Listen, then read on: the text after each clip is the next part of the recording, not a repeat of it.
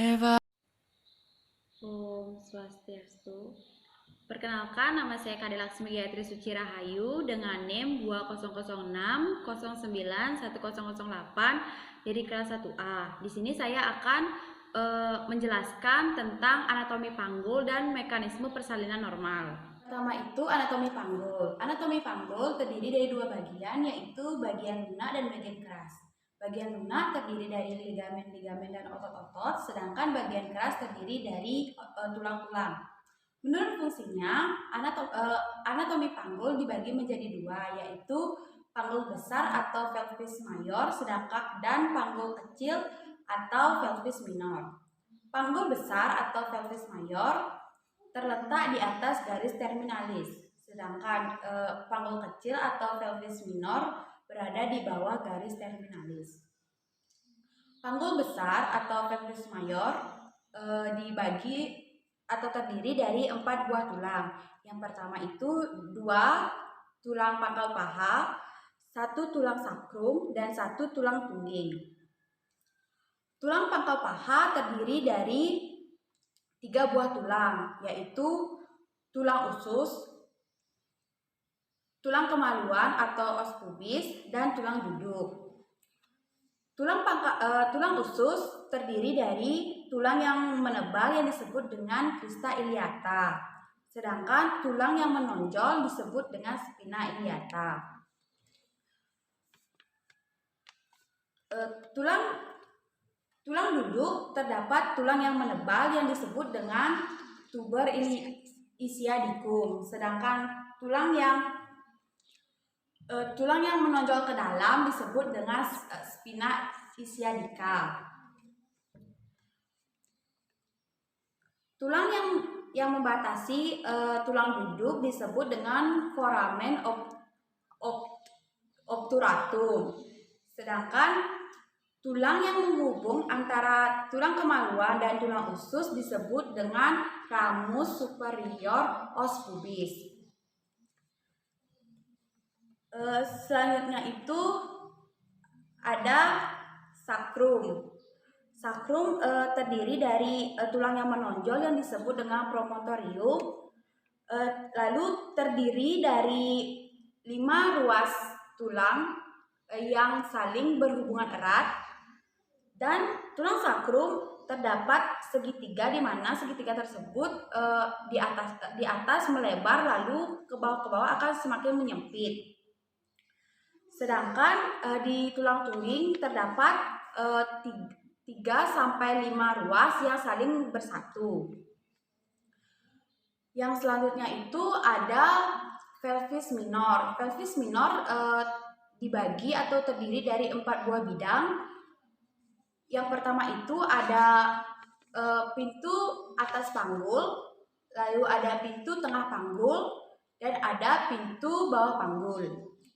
Pintu atas panggul terbentuk dari promontorium, lalu ke sayap sakrum, lalu ke linea terminalis kanan dan kiri, lalu akan menuju ke ramus superior os pubis kanan dan kiri, yang nantinya akan berada di pinggir atas simfisis pubis.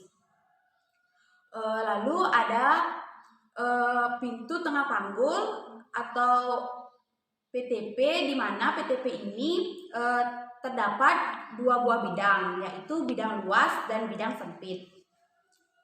Bidang luas terjadi di pertengahan simfisis. Nah, dari pertengahan simfisis ini akan menuju ke acetabulum.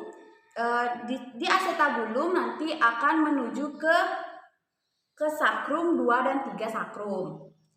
Lalu ada bidang sempit. Dari bidang sempit itu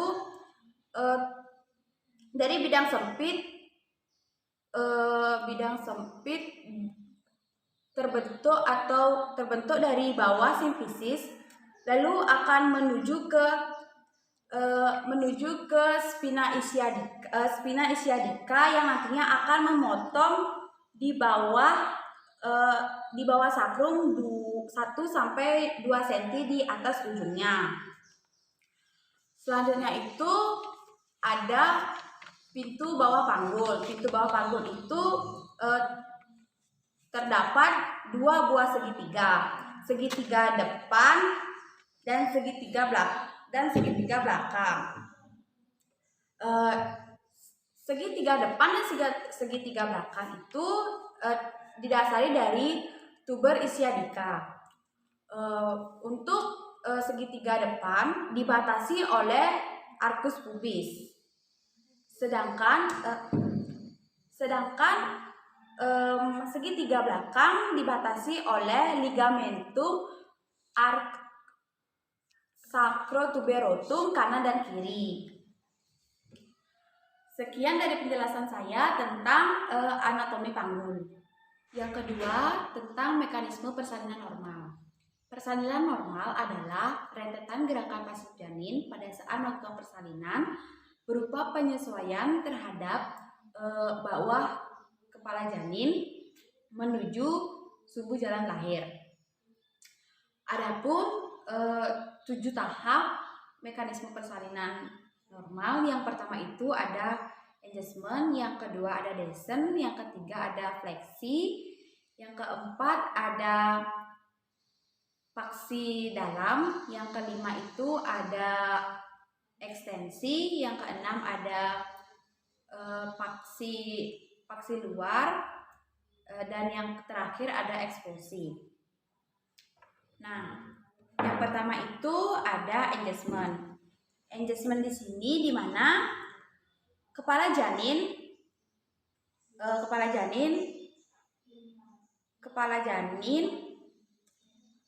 masuk ke dalam pintu atas panggul. Posisi kepala janin yaitu synclitismus, di mana struktura sagittalis sejajar dengan sumbu jalan lahir. Lalu akan mengalami penurunan atau descent. Pada saat mengalami penurunan terjadi karena adanya kontraksi atau adanya dorongan. Kepala janin akan turun sampai di promontorium. Hal ini disebut dengan asynclitismus anterior. Lalu kepala janin akan turun sampai di simfisis dan ditahan oleh simfisis pubis. Hal ini disebut dengan asynclitismus posterior. Lalu terjadi fleksi, di mana pada saat fleksi kepala janin dagu janin akan berdekatan dengan dada janin. Nah, pada saat fleksi ini kepala janin sudah mulai memasuki hox 3 atau spina ischadica. Karena kepala janin tertahan, kepala janin akan mengalami yang namanya putaran paksi dalam. Nah, di putaran paksi dalam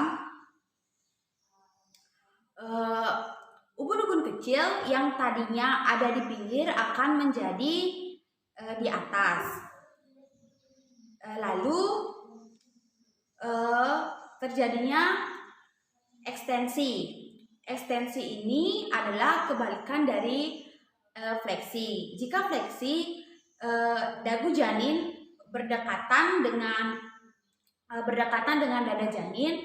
Pada saat ekstensi, dagu janin menjauhi dada janin.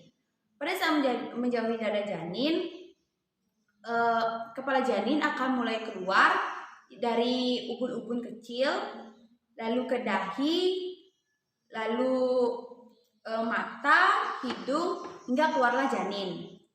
Pada saat keluarnya janin akan terjadi yang namanya rotasi paksi luar. Pada saat rotasi paksi luar ini, kepala janin sejajar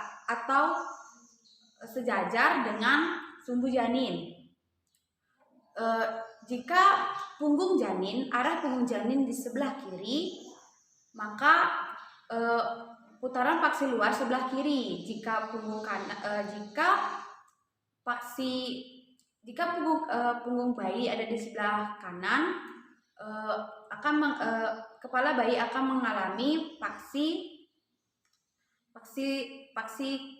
paksi luar ke kanan. Setelah mengalami paksi luar, terjadilah ekspulsi. Di ekspulsi, mulailah keluar bahu anterior dan bahu posterior. Lalu keluarlah tangan, badan, dan kaki. Sekian dari penjelasan saya tentang mekanisme persalinan. Sekian dari penjelasan saya tentang mekanisme persalinan dan anatomi panggul. Jika masih ada salah-salah kata atau kata-kata yang kurang jelas, saya mohon maaf. Saya tutup dengan Parama Santi. Om Santi Santi Santi Om.